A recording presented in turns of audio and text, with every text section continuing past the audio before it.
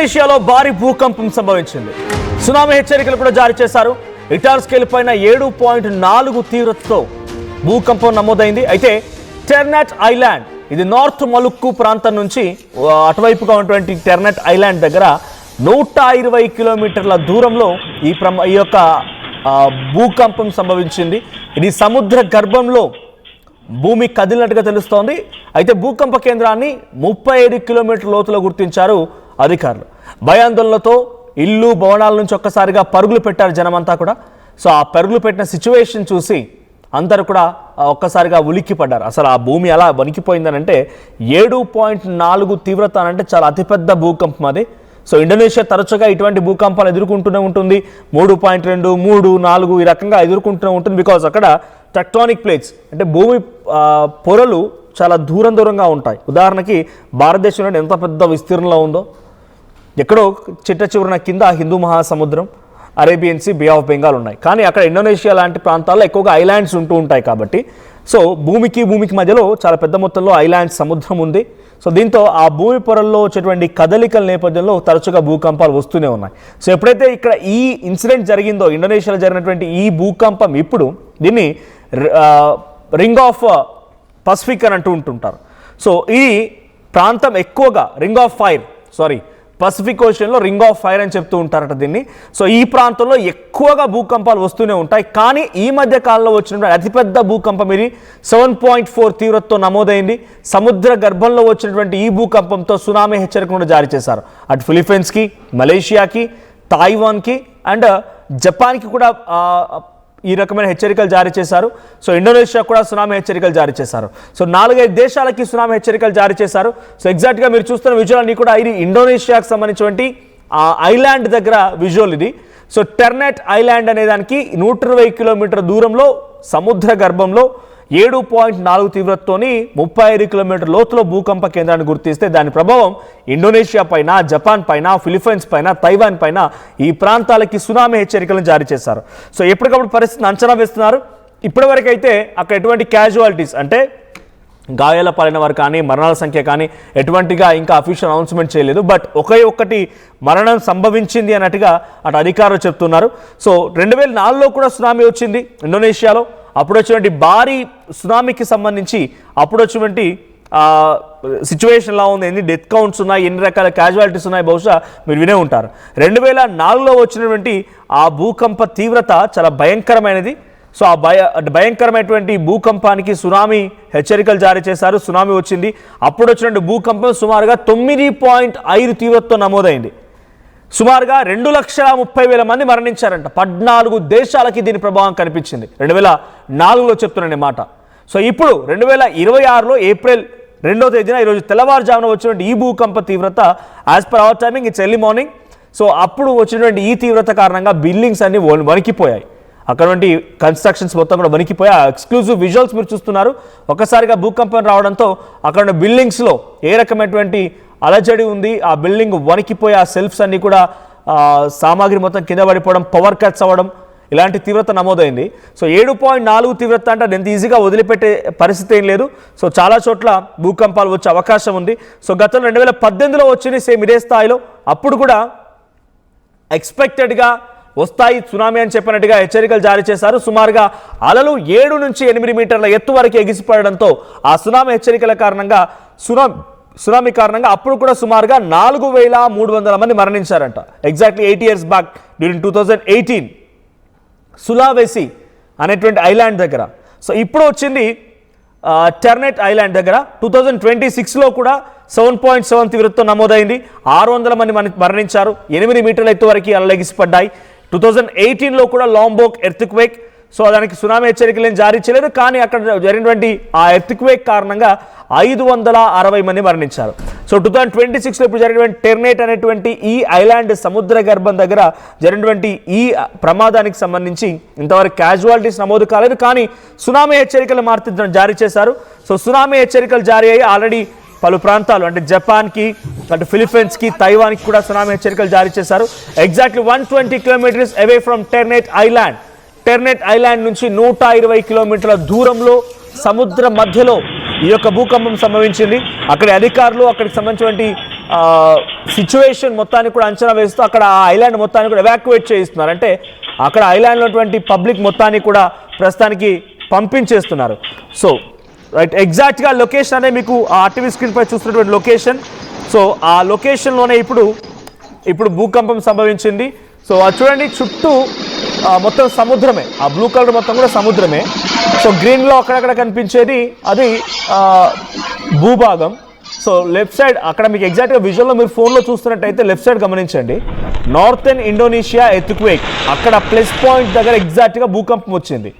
So north సులావేసి, ఇందాక నేను చెప్పినట్టుగా 2006లో సులావేసి దగ్గర కూడా భూకంపం వచ్చింది. సో పలు అంటే 2018లో 8 ఇయర్స్ బ్యాక్ వచ్చినటువంటి భూకంపం ఇదే. అప్పుడు సుమారుగా 4300 మంది మరణించారు. అప్పుడు వచ్చింది నార్త్ సులావేసికి సమీపంగా. ఇప్పుడు వచ్చింది మనాడో, చూడండి అక్కడ మనాడో అని ఉంది, ఆ మనాడోకి సమీపంగా వచ్చింది టెర్నైట్ అనేటువంటి ఐలాండ్ దగ్గర. సో ఇటు టెర్నైట్ ఇవన్నీ కూడా చిన్న చిన్న ఐలాండ్స్. ఆ ప్రాంతాల రైట్ సైడ్లో కనిపించే గ్రీన్ పార్ట్ కానీ లెఫ్ట్ సైడ్లో కనిపించేటువంటి ఆ గ్రీన్ కలర్లో ఉన్నటువంటి ఆ భూభాగం మొత్తం కూడా చిన్న చిన్న ఐలాండ్స్. సో టెర్నైటేకి 120 కిలోమీటర్ల దూరంలో ఇప్పుడు భూకంపం సంభవించింది. సో ఇది కేవలం టెర్నైటేకే కాదు, కొన్ని దేశాలకు సైతం హెచ్చరికలు జారీ చేశారు. Almost all 1000 kilometres away from ఫిలిప్పీన్స్కి 1000 కిలోమీటర్స్ దూరంలో, ఫిలిప్పీన్స్ కాదు, మలేషియాకి 1000 కిలోమీటర్ దూరంలో, 580 కిలోమీటర్ల దూరంలో ఫిలిప్పీన్స్కి, అక్కడ ఉన్నటువంటి ఆ దేశాలకు కూడా ఆదేశాలు జారీ చేశారు, సునామీ హెచ్చరికలను జారీ చేశారు. 1 మీటర్ నుంచి 2 మీటర్ల ఎత్తు వరకు సముద్ర పళ్ళు ఎగిసిపడే అవకాశం ఉంది. సో సమీప ప్రాంతాల ప్రజలను ఎవాక్యువేట్ చేయించమని చెప్పి ఇండోనేషియా ఇచ్చిన అలర్ట్తో అక్కడ కూడా అలర్ట్స్ జారీ చేశారంట. సో ఇప్పుడున్నటువంటి సిచ్యువేషన్ యాజ్ ఆఫ్ నౌ ఈ యొక్క భూకంపం కారణంగా అయితే కేవలం ఒక్క మరణం సంభవించింది. బికాజ్ అది కూడా ఎత్తైనటువంటి మేడ పైన బిల్డింగ్ పడడంతో అక్కడి నుంచి ఒక్కసారి కుదుపులో ఉండడంతో కింద పడిపోవడంతో మరణం సంభవించినట్టుగా ఇండోనేషియా గవర్నమెంట్ చెప్తోంది. కానీ అఫీషియల్ అనగా ఇంకా ఎన్ని మరణాలు సంభవించాయని అనౌన్స్ చేయలేదు. సో నిజంగా సునామీ వస్తే కనుక పరిస్థితి మాత్రం చాలా ఎక్స్ట్రీమ్గా ఉండే అవకాశం ఉంది. సో గతంలో ఇండోనేషియాలో 2018లో, 2006లో, 2004లో, 2026లో రీసెంట్గా ఇప్పుడు వచ్చినటువంటి ఈ రోజు వచ్చినటువంటి భూకంపం, ఈ స్థాయిలో భూకంపాలు వస్తే ఆల్మోస్ట్ ఆల్ గతంలో వచ్చిన ప్రతి భూకంపంలో కూడా సునామీ హెచ్చరికలు జారీ చేశారు. 7 దాటిందంటే చాలు, 7.0 దాటిందంటే చాలు డెఫినెట్గా భూకంపానికి సంబంధించినటువంటి పరిణామాలతో సునామీ వచ్చే అవకాశం ఉన్నట్టుగా అధికారులు అంచనా వేస్తుంటారు. గతంలో వచ్చాయి కూడా, ఇప్పుడు కూడా మళ్ళీ వచ్చే అవకాశం ఉంది. ఒకసారి before I continue more information about this news, ఒకసారి మీరు ఆ విజువల్ చూడండి.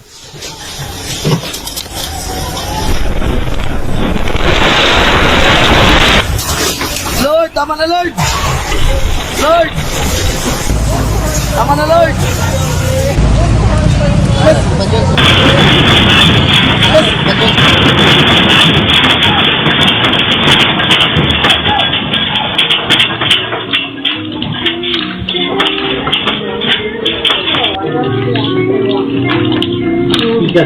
Ayo, ayo.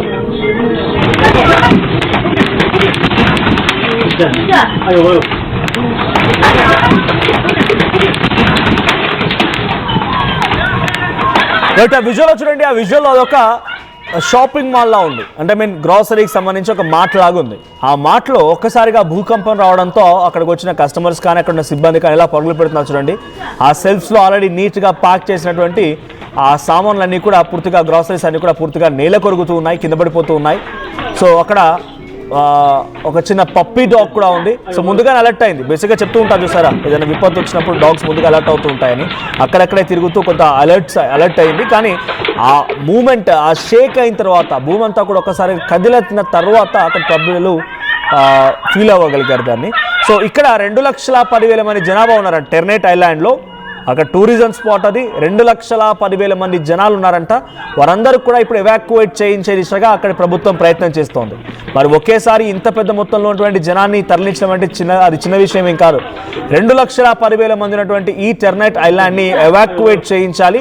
చుట్టుపక్కల పరిసర ప్రాంతాల్లో ఎంత మేరకు దీని ఎఫెక్ట్ ఉండబోతున్నటువంటి అంచనా కూడా వేయాలన్నట్టుగా అక్కడ గవర్నమెంట్ అనౌన్స్ చేసింది. సో నార్త్ మలుక్కు ప్రావిన్స్ ఇది. It's biggest city in the North Maluku province. So అక్కడ ఉన్నటువంటి రాష్ట్రాలు, ప్రావిన్స్ అంటే యాజ్ పర్ ఇండోనేషియా అది రాష్ట్రం అన్నట్టు. సో నార్త్ మలుక్కు రాష్ట్రంలోని ఒక బిగ్గెస్ట్ నగరం ఇది టెర్నైట్ అనేది. సో ఆ నగరంలో ఇప్పుడు భూకంపం సంభవించి 2,10,000 మంది జనం ఉన్నారు. సో వారంతా కూడా ఎవాక్యువేట్ చేయించే దిశగా ప్రయత్నం చేస్తోంది అక్కడి ప్రభుత్వం. సో 2018లో ఇదే మాదిరిగా లాంబోక్లో వచ్చిందంట, అది కూడా ఇదే రింగ్ ఆఫ్ ఫైర్. ఇదంటే రింగ్ ఆఫ్ ఫైర్ చెప్తున్నారు. ఒకసారి పీసీఆర్ ఆ లొకేషన్ మళ్ళీ ప్లే చేయండి.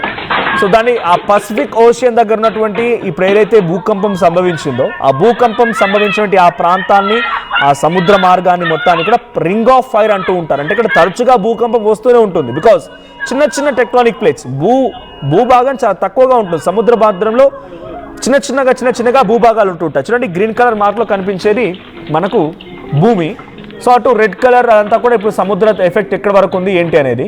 సో ఇంకోవైపు మీరు విజువల్లో గమనిస్తూ ఉంటే చూడండి చిన్నగా సో ఒక ప్రాంత హైదరాబాద్ అంట నగరం లేదంటే అంతకంటే చిన్న ప్రాంతంలాగా అక్కడ భూభాగాలు ఉంటూ ఉంటాయి.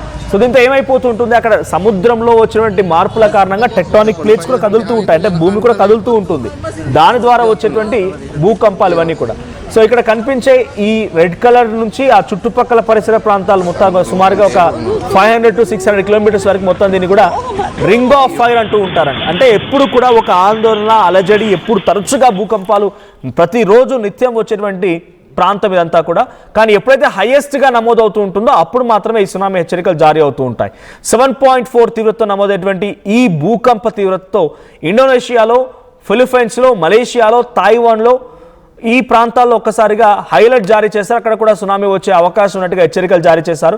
ఆల్రెడీ టెర్నైట్ అనేటువంటి ఈ ఐలాండ్లో ఉన్నటువంటి 2,10,000 మంది జనాన్ని అక్కడి నుంచి తరలించే ప్రయత్నం, దాంతోపాటుగా చుట్టుపక్కల ఐలాండ్స్లో నుంచి కూడా కొంత సముద్ర సమీపంగా ఉన్నటువంటి ప్రాంతాల నుంచి పబ్లిక్ని అలర్ట్ చేసి వారందరినీ ఎవాక్యువేట్ చేయించే ప్రయత్నం కూడా జరుగుతోంది. సో గతంలో కూడా ఇటువంటి మాదిరిగానే భూకంపాలు 7.0 దాటినప్పుడల్లా సునామీలు వచ్చాయి. ఆ సునామీ కారణంగా కొన్ని వేల మంది మరణించారు. మరి ఇప్పుడు పరిస్థితి ఎలా ఉంటుంది, దీని తీవ్రత ఎలా ఉంటుందో చూడాల్సిన అవసరం అయితే ఉంది.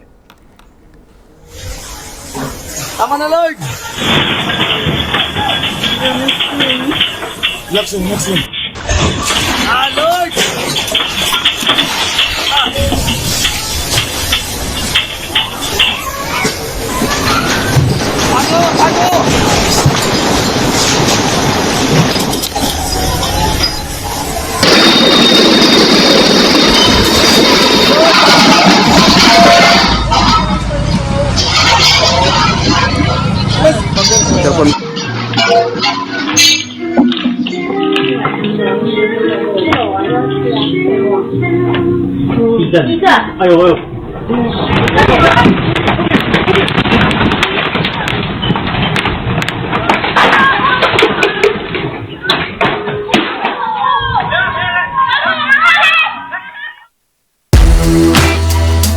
At KL, experience what it feels like to be a true engineer.